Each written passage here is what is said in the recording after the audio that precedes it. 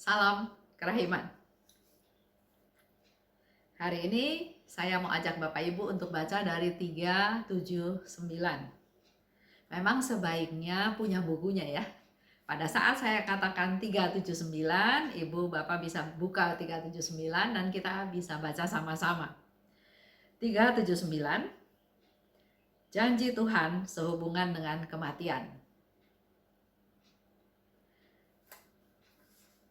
Dalam salah satu adorasi, Yesus berjanji kepadaku bahwa jiwa-jiwa yang meminta pertolongan kepada kerahimanku dan yang memuliakan serta memaklumkan kerahimanku yang besar, pada waktu kematian mereka, aku akan perlakukan sesuai dengan kerahimanku yang tidak terbatas.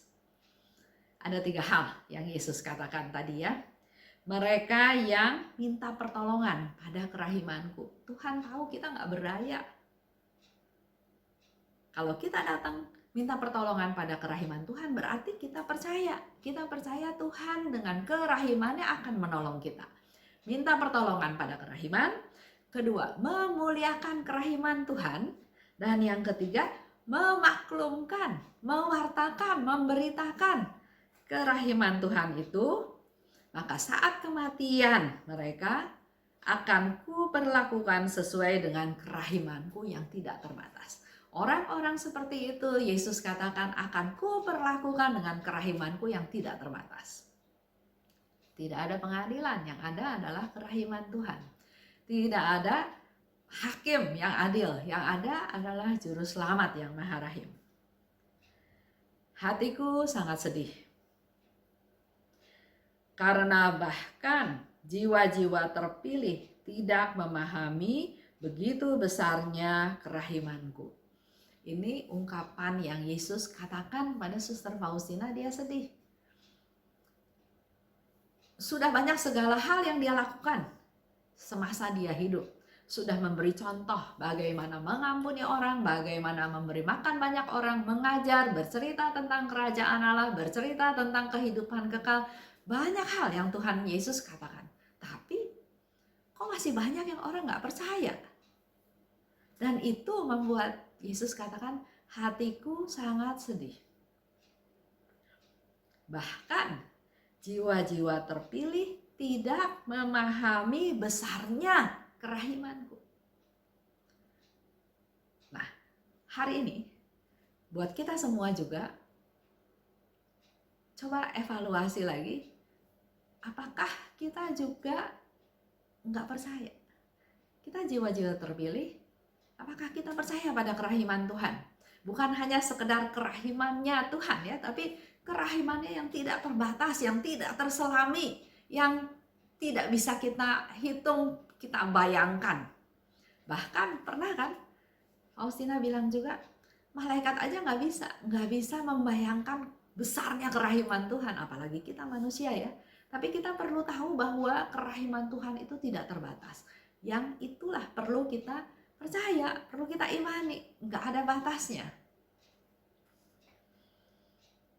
Hubungan mereka denganku dalam kadar tertentu penuh keraguan-raguan. Ini yang Yesus katakan. Kalian percaya Tuhan? Percaya. Tapi percayanya seperti apa? Ternyata Yesus sedih karena jiwa-jiwa terpilih aja penuh dengan keraguan-raguan. Enggak 100% percaya. Ragu-ragu, betul enggak ya? Betul enggak ya? Bisa enggak ya? Oh, betapa sikap mereka itu menyayat-nyayat hatiku. Kalau kita enggak percaya Tuhan, Yesus katakan sikap mereka, sikap kita Bapak Ibu menyayat-nyayat hatinya Tuhan. Ingatlah akan sengsaraku. Dan kalau engkau tidak percaya akan kata-kataku, sekurang-kurangnya percayalah akan luka-lukaku. Kita devosan kerahiman. Sudah semakin canggih ya melakukan doa jam kerahiman. Ada komunitas yang tiap hari jam 3 melaksanakan jalan salib. Memang seperti yang Yesus minta. Kalau bisa, lakukan jalan salib. Ada yang seminggu sekali, ada yang merenungkan sengsara Yesus. Banyak dari kita dengan masa pandemi ini yang melakukan jam kerahiman. Karena work from home. Jadi kita bisa atur waktu sehingga jam 3 kita bisa merenungkan sengsara Yesus. Yesus katakan, kalau nggak percaya dengan kata-kataku, renungkan luka-lukaku, renungkan sengsaraku. Sekurang-kurangnya percayalah pada luka-lukamu, karena Yesus anak Allah mau menderita, disiksa, dihajar, dicambuk, dipaku, bahkan wafat di kayu salib. Itu sudah satu bukti yang Yesus mau tanggung demi dia mengasihi kita semua, membuktikan bahwa dia mengasihi kita manusia berdosa. Jadi kalau nggak percaya sama kata-katanya, lihatlah perbuatan Tuhan. Lihatlah luka-lukaku, katanya. Sekurang-kurangnya percayalah pada luka-lukaku. Dengan tidak mengampuni sepenuh hati. Nah, ini cerita atau sambungan atau bahan evaluasi untuk kita semua. Untuk kita semua ya. Kita kan katakan atau Tuhan bilang ada banyak yang nggak percaya 100%. Mereka penuh dengan keraguan-raguan. Kita perlu berdoa. Dengan kita berdoa, maka terbuka suatu relasi antara saya dengan Tuhan. Saya lagi mau ngomong sesuatu sama Tuhan.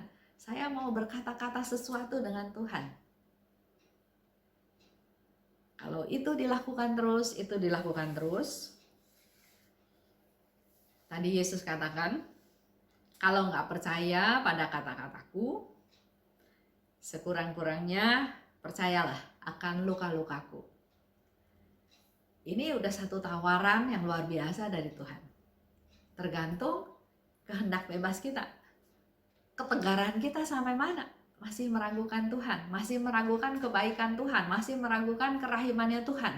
Karena ingat Bapak Ibu, suatu hari nanti kita kan akan pulang.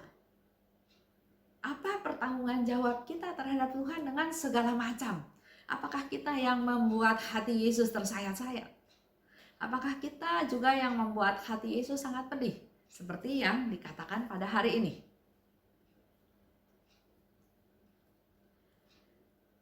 Sedikit bahan renungan juga mungkin ya. Kalau suatu hari kita meninggal. Sebelum meninggal kan pasti mengalami satu proses sekarat ya. Dalam sakaratul maut. Biasanya, saya nggak tahu, saya belum pernah merasakan itu. Tapi mungkin orang-orang yang sedang sekarat itu biasanya merasa takut kehilangan orang-orang yang dia kasihi. Takut kehilangan atau meninggalkan orang-orang yang mengasihi dia.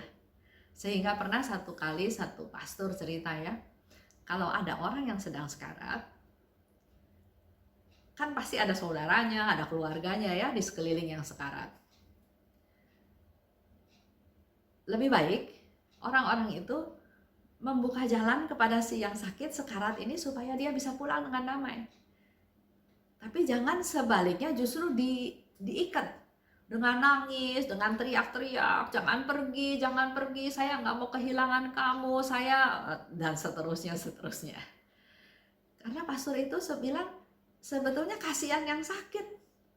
Dia mau pergi, tapi seperti diikat, ditahan-tahan, nggak bisa pergi. Karena mungkin dia berpikir orang yang dia kasihi, karena mungkin dia berpikir orang-orang yang mengasihi dia, karena kehilangan dia, karena sedih. Dan banyak hal lagi yang membuat dia jadi jalannya nggak lancar. Tapi ada seorang pastor cerita ya, dia cerita waktu dia mengalami sakratul maut. Sebetulnya yang menjadi perjuangan dia bukan meninggalkan orang-orang yang dia kasihi atau meninggalkan orang-orang yang mengasihi dia, enggak. Perjuangan dia justru adalah meninggalkan orang-orang yang belum saya maafkan, dan juga mereka yang belum memaafkan saya. Itu sharing dari seorang Romo yang mengatakan bahwa justru di saat dia menjelang ajal, di saat dia dalam sakratul maut, yang dia ingat justru, yang dia perjuangkan, yang dia merasa dia belum boleh pulang adalah menyelesaikan dengan orang-orang yang belum memaafkan dia. Dan juga dengan orang-orang yang belum dia maafkan. Saya nggak tahu sharing orang lain ya, tapi ini pastor itu berkata seperti itu. Dan itulah perjuangan dia untuk hidup lagi tuh, untuk beresin hal-hal yang belum beres. Karena kalau kita balik lagi ke beberapa cerita beberapa hari yang lalu, waktu Suster Faustina melakukan meditasi kematian, seperti film tadi, apakah saya sudah hidup berkenan di hadapan Tuhan? Apakah apa yang saya lakukan berkenan di hadapan Tuhan? Atau seperti yang hari ini kita dengar, Yesus katakan, hatiku amat pedih. Hatiku seperti disayat-sayat. Nah, mari kita yang sudah tahu, sudah bisa dengar sharingnya Tuhan Yesus, jangan lakukan hal-hal yang membuat Yesus menderita. Mari kita belajar mengurangi penderitaan Yesus, bahkan kalau bisa kita juga mewartakan, menginformasikan kepada orang lain, supaya juga jangan membuat hati Yesus pedih. Itu aja untuk hari ini. Salam kerahiman.